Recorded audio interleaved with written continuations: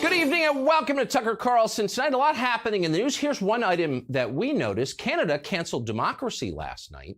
And the remarkable thing is, no one in this country seemed to notice that it happened. There was no outcry from our political class as their friend Justin Trudeau declared martial law in response to an entirely peaceful protest from his country's working class.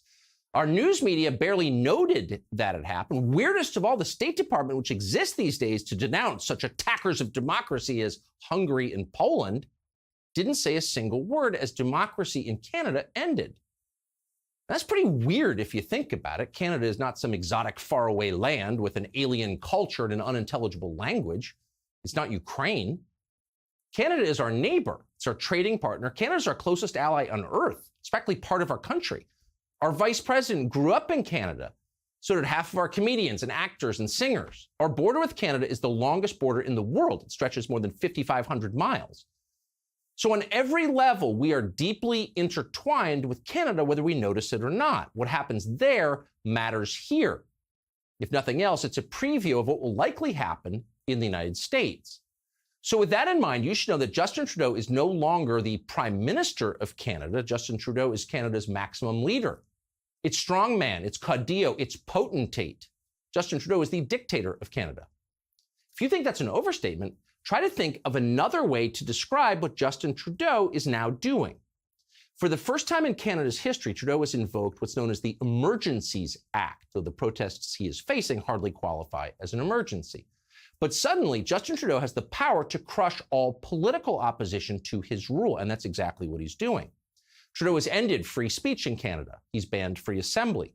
Trudeau's government has shut down political rallies and arrested his political critics without probable cause. Trudeau has instituted internal passports that restrict travel within Canada to the politically obedient. Canadians are no longer allowed to leave their own country unless they obey Justin Trudeau. And if they don't obey, they could be bankrupted and destroyed. He now has the power to do that. Trudeau has claimed the power to freeze the financial assets of any Canadian who resists him. No court order is required to do this. He just decides. Justin Trudeau can even dictate what you do for a living and how you do it. Today, Trudeau threatened to arrest tow truck drivers who refused to tow the trucks of protesters. Is this really about stopping the spread of coronavirus? No one in Canada is even pretending that it is anymore. Trudeau himself didn't mention the risk of COVID a single time yesterday. He's not worried about unvaccinated truckers spreading a virus. Trudeau is worried about Canadians resisting his rule. And that's why Trudeau's government announced yesterday they plan to regulate cryptocurrency forever. Watch. We are broadening the scope of Canada's anti-money laundering and terrorist financing rules so that they cover crowdfunding platforms and the payment service providers they use. These changes cover all forms of transactions, including digital assets, such as cryptocurrencies. The illegal blockades have highlighted the fact that crowdfunding platforms and some of the payment service providers they use are not fully captured under the Proceeds of Crime and Terrorist Financing Act. Oh, the Terrorist Financing Act. So that was a law passed to defeat al-Qaeda. Now it's being used to stop law-abiding Canadians, middle-class people, students, truck drivers, from protecting their earnings from the total mismanagement of Canada's central bank.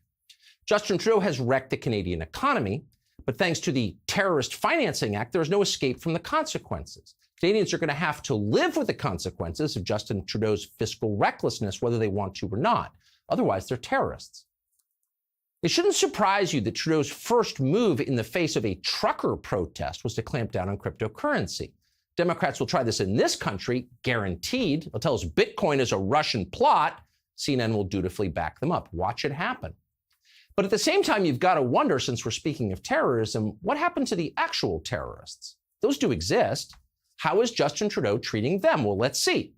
A few years ago, Justin Trudeau gave more than $10 million in taxpayer money in a settlement to a self-described al-Qaeda soldier called Omar Khadr. Khadr murdered a U.S. Army sergeant. Now, murdering a U.S. Army sergeant is bad, but it's not as bad as criticizing Justin Trudeau. So Trudeau did not freeze Khadr's bank account. Instead, he just made him rich and moved on. When anti-Christian arsonists burned more than 50 Catholic churches across Canada, Justin Trudeau did not declare an emergency.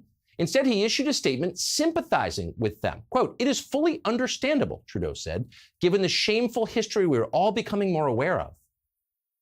You're beginning to see how this works? In a dictatorship, the only real crime is opposing the regime. So how did all of this happen so quickly in a country as nice and moderate as Canada? Well, it happened the way that it always happened.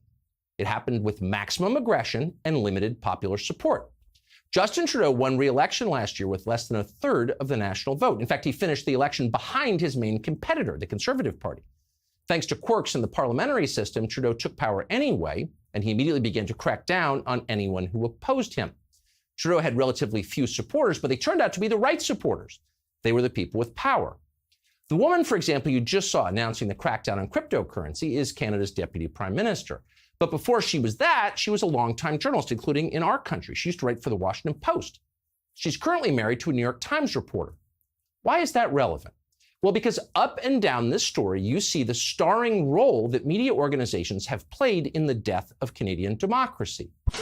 Olá pessoal, tudo bem? Aqui é o Tradutor, eu tô passando para te avisar que eu tô numa campanha para conseguir pelo menos mais 9 apoiadores. Esse canal não monetizado, então totalmente depende de você, eu preciso muito do seu apoio para manter esse canal atualizado e vivo, né, no ar. Os links para apoiar esse nosso projeto estão na descrição desse vídeo e no comentário fixado. Então é muito fácil e muito simples de apoiar. É graças a essas pessoas incríveis que eu posso estar trazendo conteúdo para vocês. E é isso aí pessoal, não se esqueçam de deixar seu like, seu comentário e até mais. Fui, grande abraço.